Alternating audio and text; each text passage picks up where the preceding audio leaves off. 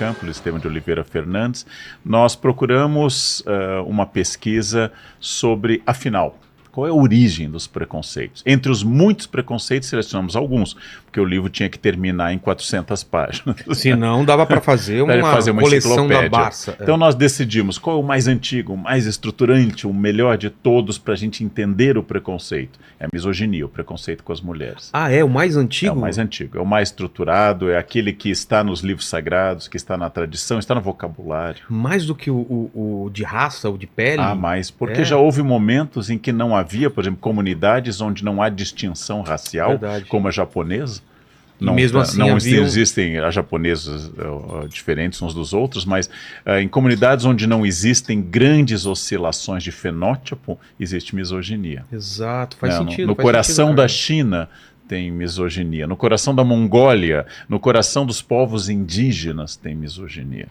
Então não depende só da pele, etc. É uma questão de gênero e que está lá, está fundante, está na Bíblia, está no Corão, está nos textos sagrados em geral.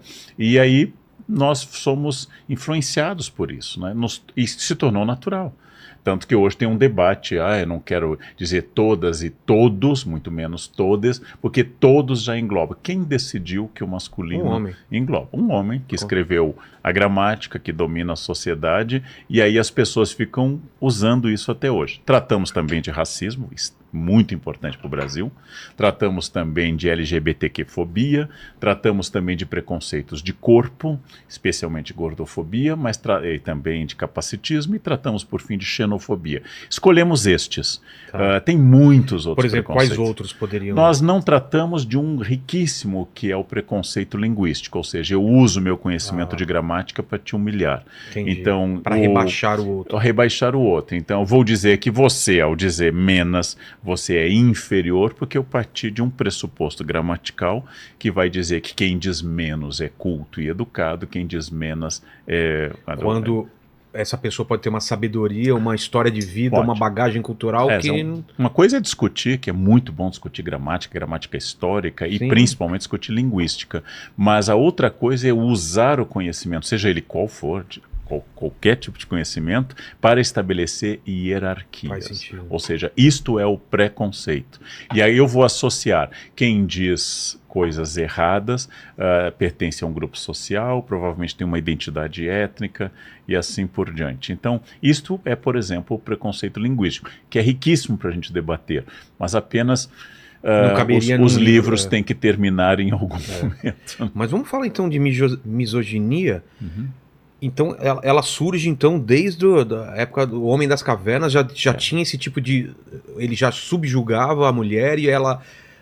Como que é? É por causa da força, você acha, que começa tudo isso? Nós temos um debate sobre a pré-história, inclusive o livro traz esse debate, porque antigamente a gente falava assim, que dominou o matriarcado antes da história. É difícil definir isso, porque não temos documentos escritos, mas com certeza a partir do início da história, nós temos discursos, práticas, violências, símbolos sobre o feminino.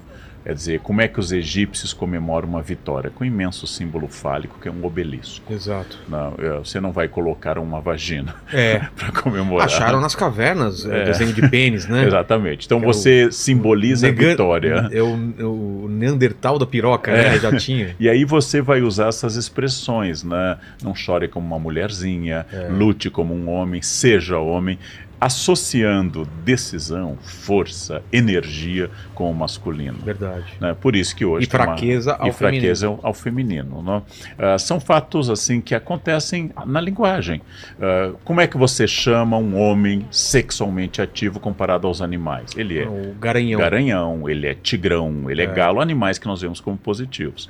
Na mesma chave semântica, na mesma chave de ideia. Como é que você chama as mulheres? Vaca, piranha, galinha. Animais negativos.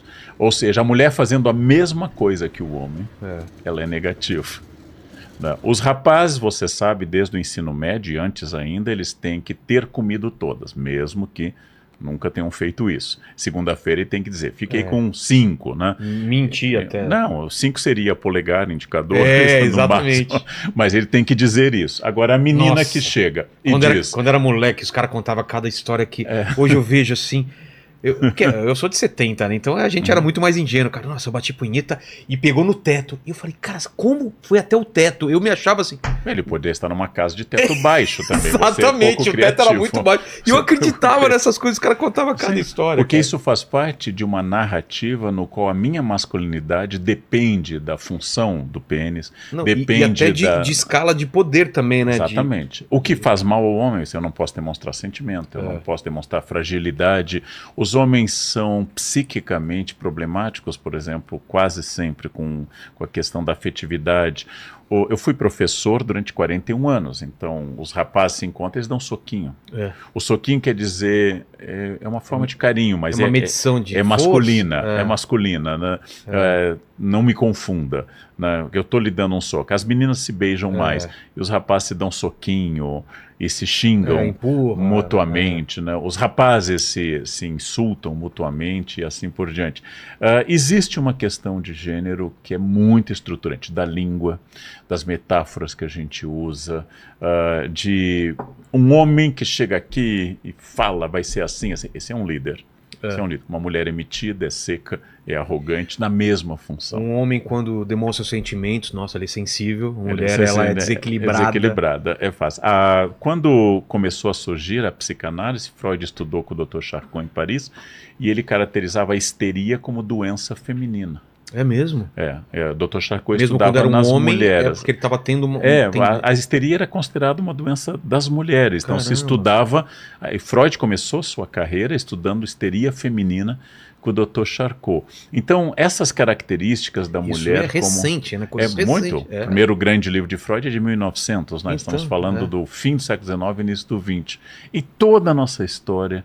ela é tomada por essas questões, quer dizer... Até mulher não sabe dirigir. Mulher não sabe dirigir. Sendo que o seguro para a mulher é muito mais barato. Por quê? Porque os homens matam mais no trânsito. Exato. Então o seguro não é poético nem romântico. Não, ele é muito... Ele é mais barato porque as mulheres destroem menos. Tem mais menos. cuidado, Exatamente. Então, nesse aspecto, os dados contrariam isso, né?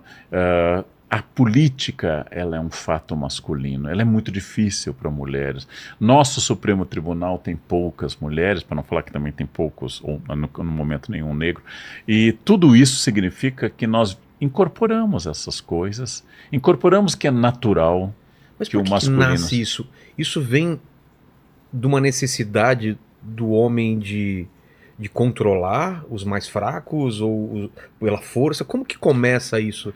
Tem inúmeras explicações. Você deve lembrar que durante muitos anos você lidou com uma pessoa muito mais forte que você, muito mais sábia e muito maior, chamada sua mãe. Exato. Então, desde a infância, você se sentiu diminuído por uma figura que lhe alimentava, protegia, sabia as coisas e ao mesmo tempo era mais forte. Sim, protegia. Que você. Então, primeiro eu posso buscar raiz aí. Posso buscar raiz em uma prática de um grupo. Mas isso não geraria um respeito, um amor e um entendimento? Você acha que isso... Se a psicologia fosse sempre causa e efeito. Mas não é, né? Ela não é. Isso gera uma necessidade de superar. Uma necessidade de fazer. Eu posso pegar por aí. Posso pegar pela tradição histórica. Se eu aprendi que Deus primeiro criou o homem... E pensou no homem autônomo e diz no Gênesis, vamos fazer para ele uma auxiliar, uma companheira, o homem feito do barro e a mulher feita de uma costela, sozinho, né? que ele se sentia sozinho, significa o quê? Que eu vou pensar que a mulher é um plano B. Afinal, o primeiro recall da criação é a criação da mulher. Deus criou tudo, viu que era bom, descansou, e aí disse, tá faltando uma coisa, foi um recall. Exato, um recall. E aí o primeiro recall é a criação de uma mulher, a partir dela. E a praga dada para Eva depois do pecado é parir os filhos na dor. O que é a característica feminina, que é a maternidade, vira uma praga. Você vai parir os filhos na dor. E o homem vai ganhar o pão com o suor do rosto, como se a mulher também não trabalhasse. Verdade. Mulher e homem trabalham, mas o castigo é masculino. Só mulher gera filhos. E esta é uma questão. Verdade. E é tão forte esse preconceito, né? Tão forte, Rogério, que ele atinge outros. Por que as pessoas são muito preconceituosas com gays femininos? Porque eles abriram mão da masculinidade. Quando o gay é masculino, é estilo Rock Hudson. Não? Sei, aí é verdade, tem um preconceito maior quando quando ele é mais feminino, verdade. Se um homem Porque quer você tá- andar com mulher, se ele quer se vestir como mulher, isto é muito pior do que se ele for, por exemplo, um gay, mas não der, vamos abrir aspas, pinta de mulher, porque o defeito é ser mulher. O defeito é ser mulher. Mas isso é no nível inconsciente ou consciente? Eu você acho acha? que existem as duas coisas. Eu acho que é muito difícil, por exemplo, as pessoas que foram criadas nessa cultura entenderem, por exemplo, que quando uma mulher é assediada, vem aquela explicação, mas ela provocou. Ela está com. Como se Mini Saia estuprasse. Como se, ou seja, eu sou homem. A minha função é pegar as que se oferecem, tentar seduzir as que não se oferecem. E aí você vai num nível absurdo que é das mulheres usarem burca Exatamente. em outra cultura. Né? E essas questões são questões complexas. O que eu estou dizendo é que é um jogo muito amplo. Para usar uma metáfora que é boa para a gente entender, um peixe nunca sabe o que é água. Porque ele está envolto. Ele está envolto, ele não conhece o outro ambiente. Se ele conhecer outro ambiente, ele morre. A cultura é um pouco isso. Eu naturalizo a cultura, é a minha água. Então eu nasci aprendendo que se eu, Leandro, dou aula para 35 mulheres e senta um rapaz no meio, eu vou dizer, alunos, eu nasci com isso. Isso é natural, isso é natural. Assim manda a gramática, o masculino determina. Qualquer teólogo vai lhe dizer, Deus não tem sexo, é óbvio. Deus não tem gênero, é Deus. Mas é o Deus, né? O pai. O pai é sempre, sempre de gênero. É sempre gênero. Então, pai, o filho. Eu vou me e o Espírito Santo. O Espírito Santo é mesmo. Ou seja, Deus se torna masculino. Nas imagens é um homem de barba branca, com um filho e com uma pomba do gênero masculino, porque é o Espírito Santo. Exato. O Espírito Santo. Então, tudo isso vai tornar a água, é a cultura. Nós somos imersos na cultura.